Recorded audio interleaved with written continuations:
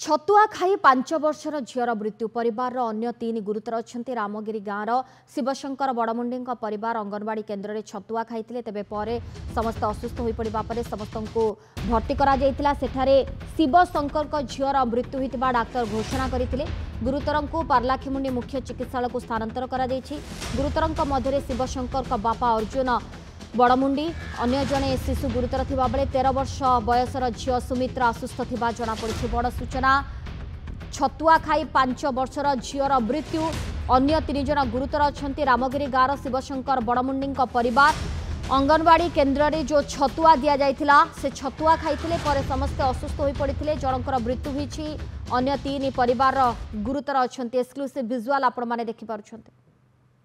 प्रथम देखो जो 5 वर्ष झीटर मृत्यु घटी से झी को बापा माँ नहीं आसते 1:30 बेलू 1:30 टाइम आमर ये फार्मासीस्ट आयुष डॉक्टर 2 जन थे से आसी कम्प्लेन देते आमर कौन खाइलु आम खाद्य खाइलु आम पेट गली गांधी हो बांकी टे लगुच तथापि सहित ता भौणी भी जड़े आसला तो से बड़ झीटा आमर आंटीबायोटिक इन्फ्यूजन लगी बाकी इंजेक्शन भी लगी आउ छोट झीटा को सिरप भी दिखाई ओआरएस दिखाई सब दिखाई से नहीं जाते 4टा टाइम आफ्टरनून मुझे जो से झील पूरा सीरीयस हो तार पार्टी फेण मारूला फ्लोदिंग होता सफ्टनेस ऑफ ब्रीथ थी हार्टबीट रैपिड थी अवस्था बहुत सीरीयस था मुझे ऑक्सीजन देकी रखी रेफर कली आरुदेवी गाड़ी आसला रेफर कली मुझे पार्लाखिमुंडी रेफर कर गाड़ी आसवा भितर विदिन गोटे 10 मिनिट्स डेथ है। ये चित्र आपण मैंने देखिपुंट अंगनवाड़ी छतुआ खाई एभली किछि अघटन घटी जाइछि 5 वर्षर झीर मृत्यु अन्य 3 जन एबे भी गुरुतर अच्छा समस्त को स्थानीय स्वास्थ्य केन्द्र में भर्ती करा जाइछि किंतु छतुआ खाई एभली मृत्यु घटिबा गोटे आश्चर्यजनक कथा दुर्भाग्यजनक आम कहीपर रामगिरी प्राथमिक चिकित्सा केन्द्र में समस्त चिकित्सा जारी रही अन्य 3 जन एबे भी गुरुतर अच्छा जोड़े 5 वर्ष झीर मृत्यु होइतिबा सामना को आसुछि कथा शिवशंकर बड़मुंडी ये परिवार कथा रामगिरी प्राथमिक चिकित्सा केन्द्र में समस्त जदिओ चिकित्सा चली जड़े 5 वर्ष झीर मृत्यु खबर सामना को आसुछि।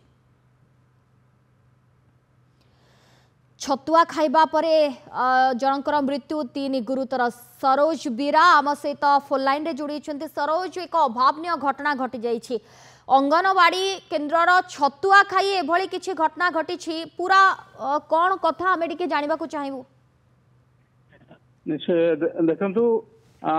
जो रामगिरी गाँव शिवशंकर बड़मुंडी परिवार रे एभली गोटे अभावनीय घटना घटी जहाँकि छतुआ खाइबा परे परिवार 4 जन असुस्थ हो पड़ते दुखर विषय छोट शिशुर तुरंत से मृत्यु होता जो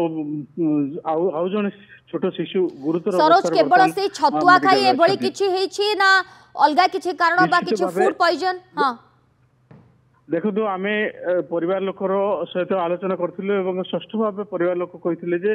गत शुक्रवार दिन अंगनवाड़ी केन्द्र में छतुआ देते से छतुआ को आज दिन बेले से रांधिकी खाई तथापि छतुआ कौन गोटे समस्या होता जहाँफल कि तार परिवार लोक समस्त असुस्थ हो पड़ते प्रथम रामगिरी स्वास्थ्य केन्द्र को जाते डाक्तर शिशु को मृत घोषणा करते अन्य मानक तुरंत पार्लाखिमुंडी मेडिकल को स्थानांतर करथिले। ठीक अछि वर्तमान तदंतर आवश्यकता रहुछि केवल छतुआ खाई मृत्यु होईछि जोड़े 5 वर्षर झियो एवं अन्य 3 जन गुरुतर अछंती ना